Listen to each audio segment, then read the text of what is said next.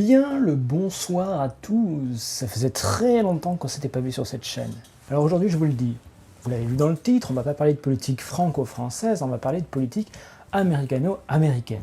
Oui, parce que ce jour, mardi 3 novembre 2020, plus de 250 millions d'électeurs américains sont appelés à élire leur président, mais aussi leurs représentants, leurs sénateurs, leurs élus locaux, à répondre à des questions pendant un référendum. En cette année d'élection présidentielle, car le poste de Donald Trump, la présidence des États-Unis d'Amérique, est remis en jeu, on va essayer de comprendre quels sont les enjeux et les processus électoraux de cette grande nation américaine.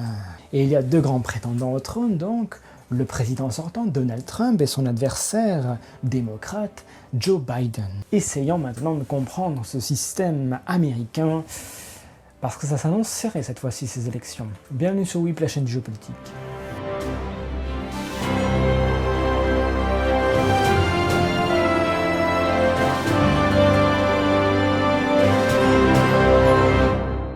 Alors, par où commencer ? Car le système politique américain est assez différent du système politique français. Alors première chose à savoir, les États-Unis sont, comme la France, une démocratie et une république.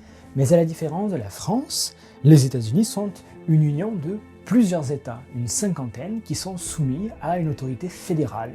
Autre point à aborder, les mandats et les postes.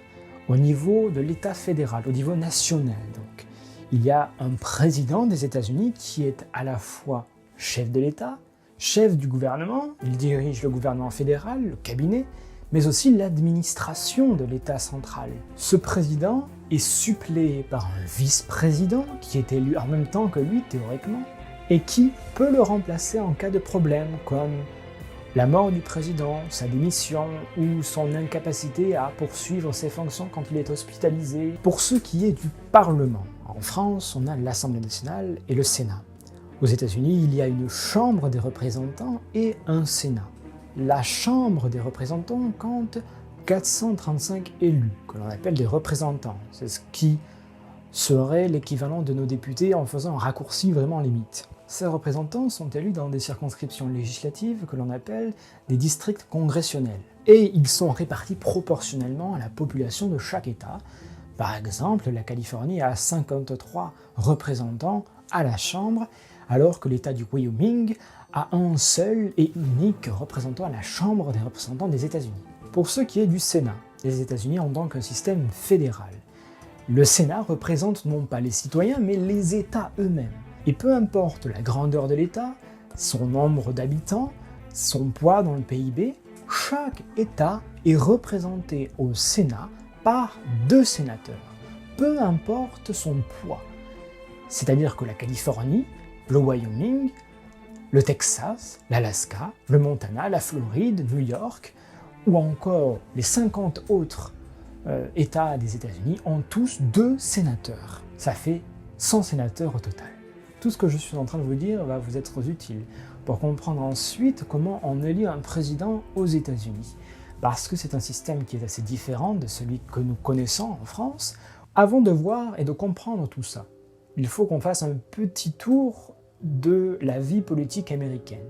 On a l'habitude, nous en France et en Europe, de connaître plusieurs partis politiques, allant de l'extrême gauche à l'extrême droite, en passant par les socialistes, les centristes, les libéraux, les conservateurs, etc., etc., etc. Aux États-Unis, c'est un système assez différent. Il y a bien sûr plusieurs partis politiques, mais 2 partis politiques sont particulièrement influents. Et pour vous dire qu'ils sont à quel point influents, c'est-à-dire qu'ils ont quasiment à eux deux la quasi-totalité des mandats et des postes des États-Unis d'Amérique. Et vous connaissez déjà peut-être leur nom, c'est bien sûr le Parti démocrate et le Parti républicain. Alors ces partis politiques sont tellement vastes, idéologiquement, qu'on arrive à trouver en leur sein des personnalités aussi différentes, par exemple Bernie Sanders chez les démocrates, qui est très à gauche, et Joe Biden, qui est plutôt centriste, et chez les républicains, John Kasich, qui est plutôt modéré, Ted Cruz, qui est assez conservateur, et Donald Trump, qui est assez populiste, totalement populiste même. Revenons à la présidentielle. Alors, les 2 partis dont je viens de vous parler, le Parti républicain et le Parti démocrate, présentent chacun un candidat à cette élection. Ces candidats sont choisis lors des primaires de chaque parti politique qui ont lieu généralement au premier semestre de l'année électorale entre février et juin. Il est officiellement investi lors d'une convention nationale du parti politique en question, qui a lieu normalement pendant l'été, et c'est à partir de là que commence la véritable campagne présidentielle en tant que telle. De l'été jusqu'en novembre, il y a la campagne présidentielle. Et cette année s'affronte donc pour le parti républicain le président sortant, Donald Trump, en ticket avec son vice-président, Mike Pence, et face à eux, il y a Joe Biden, le candidat démocrate, ancien vice-président, et la candidate Kamala Harris. L'objectif et le but à atteindre pour devenir président et pour être élu président aux États-Unis, ce n'est pas de gagner le maximum de voix et de votes lors de l'élection, c'est de gagner le maximum de grands électeurs à ces élections. Les électeurs vont voter pour des grands électeurs qui eux-mêmes voteront pour les candidats à la présidentielle. Alors comment sont répartis ces grands électeurs? Et qui sont-ils? Combien y en a-t-il? Etc., etc. Chaque État a droit au même nombre de grands électeurs qu'il a de membres au Congrès, c'est-à-dire de représentants plus de sénateurs. Je reprends les exemples que je vous ai cités tout à l'heure en début de la vidéo. La Californie a 53 grands électeurs et 2 sénateurs, ça fait qu'elle aura 55 grands électeurs lors de la présidentielle. Le Wyoming a un seul représentant et 2 sénateurs, il aura 3 grands électeurs à la présidentielle. Alors le nombre total du collège électoral de ces grands électeurs, c'est le cumul des 435 représentants plus 100 sénateurs, plus 3 grands électeurs pour représenter la capitale des États-Unis, Washington DC, qui est une ville indépendante. Et au total, ça fait 538 grands électeurs dans ce collège électoral. 538 divisé par 2, ça fait 269. La majorité absolue, c'est 50% plus une voix. Ça fait qu'il faut avoir 270 grands électeurs pour être élu à la présidence des États-Unis. Le jour de l'élection, les Américains votent pour le candidat qu'ils veulent voir gagner. Dans la quasi-totalité des étapes, celui qui arrive en tête gagne l'ensemble des grands électeurs. Ça veut dire que le gagnant, dans cet État, remporte la totalité des grands électeurs. Si par exemple Joe Biden remporte l'État de Californie, il va remporter la totalité des 55 grands électeurs. Si Donald Trump remporte le Wyoming, il va remporter les 3 grands électeurs. C'est comme ça que cela se passe dans 48 des 50 États américains et à Washington DC.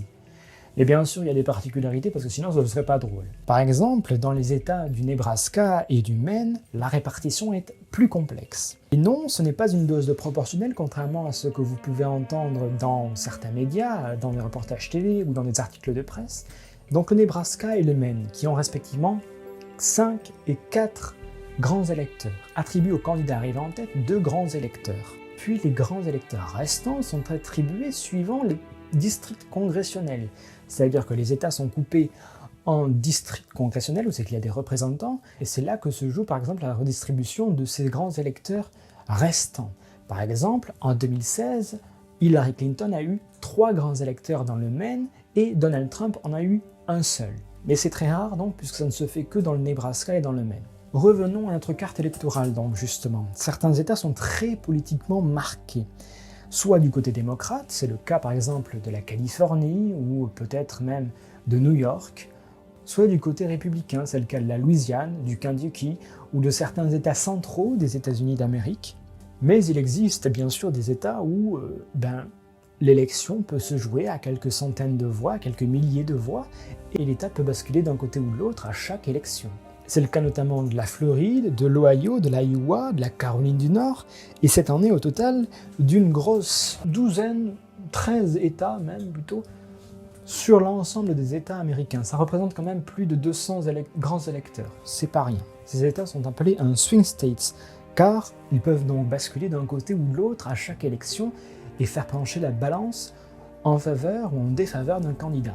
Lors de la soirée électorale, les chaînes américaines décomptent les résultats en direct, progressivement, et attribuent au fur et à mesure chaque État à un candidat ou à l'autre. C'est comme ça que l'on arrive, normalement et théoriquement, à avoir un gagnant le soir de l'Election Day. Et cette nuit électorale s'appelle l'Election Night. Toujours aussi bien mon accent anglais. La suite des événements se déroule sur les 2 mois et demi suivants. Déjà, il peut y arriver qu'il y ait des contestations de résultats dans certains États, et il faut que tous ces recours juridiques soient terminés avant la mi-décembre, c'est-à-dire avant la réunion des grands électeurs pour qu'ils puissent eux-mêmes voter. Parce que je vous rappelle qu'il y a des grands électeurs, il faut quand même qu'ils votent au bout d'un moment. C'est donc pendant cette réunion des grands électeurs, qui se fait État par État, que sont attribuées les voix progressivement à un candidat ou à l'autre. Et ces résultats sont officiellement validés et proclamés par le vice-président des États-Unis, qui est aussi président du Sénat d'ailleurs, le 6 janvier, devant les sénateurs américains. Une fois l'élection du président acquise, et de son vice-président, bien sûr, ces nouveaux élus, ou réélus parfois, ça arrive, prêtent serment le jour de l'Inauguration Day. C'est le jour donc de l'investiture du président des États-Unis, c'est le 20 janvier, et ça se passe sur les marches du Capitole, qui est le bâtiment à Washington qui regroupe le Sénat et la Chambre des représentants. Voilà pour le processus électoral quand tout se passe bien. N'oubliez pas que nous sommes en l'an de grâce 2020 et que cette année nous réserve beaucoup de surprises. Et franchement, on risque d'en avoir pas mal avec ces élections américaines, surtout que l'éventualité d'une défaite du président sortant, Donald Trump, ne semble absolument pas lui plaire. Du coup, depuis plusieurs semaines, depuis plusieurs mois, Donald Trump s'amuse à dire publiquement, et dans ses meetings, qu'une éventuelle transition pacifique avec son successeur n'est pas acquise. Je vous rappelle quand même qu'entre l'élection et l'inauguration, c'est-à-dire l'investiture, il se passe 2 mois et demi. C'est-à-dire qu'il peut se passer quelques rebondissements quand même. Et effectivement, des rebondissements, il y en a eu déjà. Ça peut aller jusqu'à donc des décisions de la Cour suprême des États-Unis qui tranchent en faveur d'un candidat ou d'un autre quand il y a des litiges dans certains États. C'est ce qui s'est passé par exemple en 2000 entre le candidat républicain George W. Bush et son adversaire démocrate Al Gore.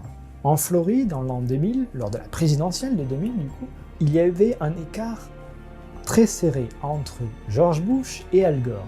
Il y a eu donc des recomptages de voix, puis même il y a eu des décisions de la Cour suprême de Floride, qui était à majorité démocrate, qui allait dans le sens donc de Al Gore, et cette décision de la Cour suprême de Floride a été contestée par la Cour suprême des États-Unis, qui était à majorité républicaine, et donc plutôt pro-candidat républicain, pro-George Bush. Voilà, donc en 2000, la Floride a donné ses grands électeurs à George Bush sur décision de la Cour suprême des États-Unis, sans que l'on connaisse finalement quelle était la réalité, le résultat final du scrutin en Floride.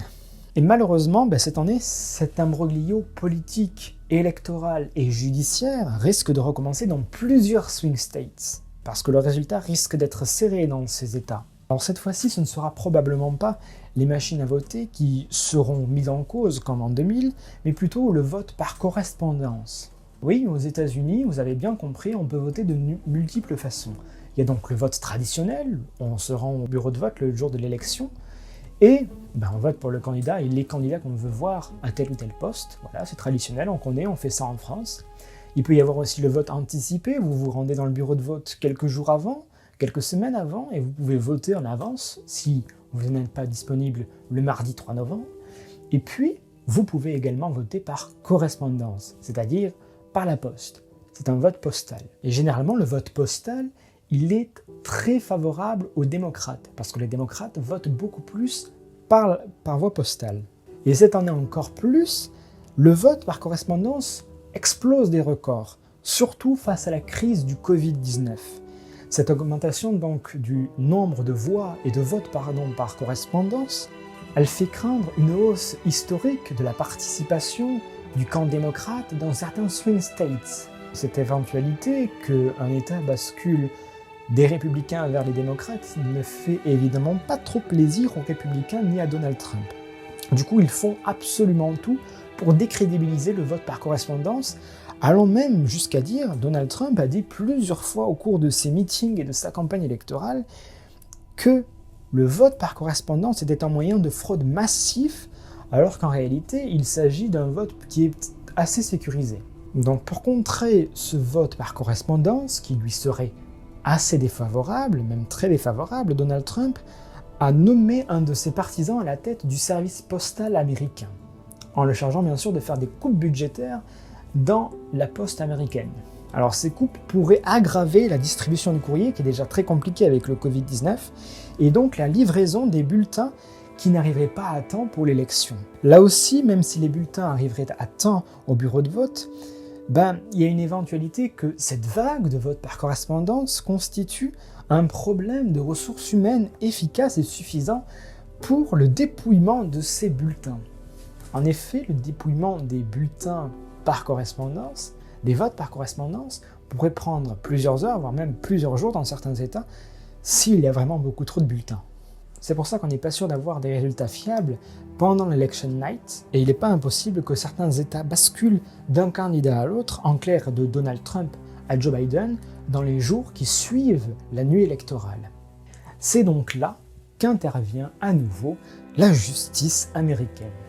Car si Trump et les républicains ont essayé de désavouer le vote par correspondance tout au long de la campagne électorale, il est probable aussi que les actions en justice soient déposées par les avocats du président contre un dépouillage qui s'éterniserait. Les cours suprêmes aux États-Unis, il y en a une par État américain, plus une au niveau fédéral, ce sont des cours qui sont très politisés, et notamment la Cour suprême des États-Unis. Jusqu'en septembre dernier, la Cour suprême des États-Unis, la SCOTUS comme on dit, comptait 9 juges, dont 4 démocrates et 5 républicains. Alors ces juges sont inamovibles, ils sont là à vie, et ils ne sont remplacés que quand ils décèdent ou quand ils démissionnent. Malheureusement pour le camp démocrate, à la mi-septembre, une juge très progressiste est décédée à l'âge de 87 ans. La juge de la Cour suprême des États-Unis, Ruth Bader Ginsburg, s'est éteinte hier soir à son domicile de Washington. C'est la doyenne du plus haut tribunal américain. Elle incarnait le courant progressiste à la Cour suprême américaine. Elle avait été nommée en 1993 par Bill Clinton. Alors bien sûr, c'est du pain béni pour Donald Trump, parce qu'il voit plusieurs occasions, bien sûr, de s'approprier la Cour suprême des États-Unis et de la faire basculer en faveur des conservateurs pour plusieurs années à venir. Il n'a pas attendu très longtemps avant de nommer une nouvelle juge à la Cour suprême qui est très conservatrice, c'est Amy Coney Barrett, ce qui porte le nombre de juges conservateurs à 6 sur 9. Ça ancre donc officiellement la Cour suprême des États-Unis du côté républicain pour plusieurs années. Cette problématique des votes par correspondance, s'il y a des problèmes de recomptage dans certains États clés, il va y avoir des actions en justice, d'un camp ou d'un autre. Malheureusement, pour les démocrates, heureusement pour les républicains et pour Donald Trump, si cela remonte jusqu'à la Cour suprême des États-Unis, eh bien il est très probable que la Cour suprême des États-Unis tranche les litiges en faveur de Donald Trump. C'est aussi une stratégie pour Donald Trump d'avoir nommé une juge conservatrice avant l'élection pour que, au cas où il y ait des litiges entre lui et Joe Biden à cette élection, la Cour tranche en faveur de Donald Trump et pas de Joe Biden.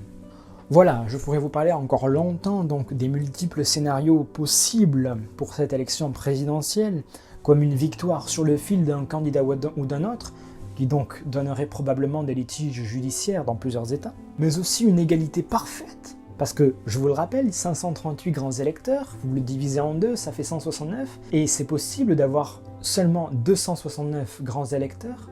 Il peut y avoir aussi des annulations de résultats dans certains États, il peut y avoir plein de choses, une mauvaise transition du pouvoir entre Donald Trump et Joe Biden si c'est Biden qui gagne, ou encore plus profondément même, il y a une telle fracture dans la société américaine entre d'un côté des villes et des zones urbaines qui votent plutôt démocrates, qui sont plutôt tournées sur des questions de mondialisation, de société et d'antiracisme, et des campagnes qui sont à majorité républicaine et plutôt victimes de la crise économique et sociale. Donc, effectivement, c'est très compliqué. Voilà, j'espère que vous avez compris donc ce système politique et électoral américain et les enjeux et les possibles recours à venir et passer de ces élections qui restent très incertaines en vrai. On ne sait pas qui sera élu ou réélu. On verra bien ce qu'il en est tout au long de la soirée électorale, mais aussi dans les prochains jours et dans les prochaines semaines. En tout cas, je vous le dis, rien n'est perdu, rien n'est gagné, ni dans un camp, ni dans un autre. Voilà pour cette vidéo sur les élections américaines, leurs systèmes électoraux, etc., etc., etc. J'espère que cette vidéo vous a plu, n'hésitez pas à liker cette vidéo, à la partager sur les réseaux sociaux, c'est le moment, franchement c'est le moment. Et moi je vous dis à bientôt sur WIP, la chaîne du jeu politique.